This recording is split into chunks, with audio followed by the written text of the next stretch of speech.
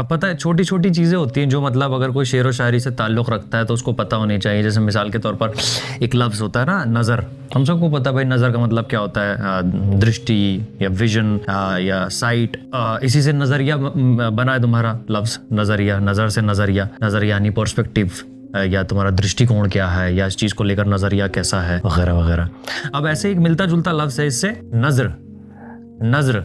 जैसे कि देखा होगा आप जब कोई शायर स्टेज पर होता है तो वो बोलता है कि मैं ये शेर आपको नज़र करता हूँ। अब नज़र का मतलब होता है तोहफा या भेंट या कुछ अर्पित करना, किसी को कुछ चढ़ाना। जैसे कि मैं ये शेर आपको नज़र करता हूँ यानी कि मैं ये शेर आपको तोहफे में देता हूँ। तो ये सम्मान की बात है एक तरह से। तो लोग थोड़े से कंफ्यूज हो जाते हैं इसमें। कई बार मैंने देखा है कि जब कोई पोइट स्टेज पर होता है तो वो बोल देता है कई बार कि नज़र करता हूँ, तो असल में वो नज़र होता है यानी कि मैं आपको ये तोहफे में देता हूँ, नज़र करता हूँ या मैं आपको भेंट करता हूँ। ये मानी होते हैं। तो थोड़ा सा कंफ्यूजन कई बार हो जाता है। किशोर कुमार का गाना ना वो देश परदेश फिल्म का, नजराना भेजा किसी ने प्यार, तो नजराना भेजा किसी ने प्यार का यानी कि किसी ने प्यार का तोहफा भेजा है। ये नजराना मतलब तोहफा, नजर से बना है ये लफ्ज़ नजराना।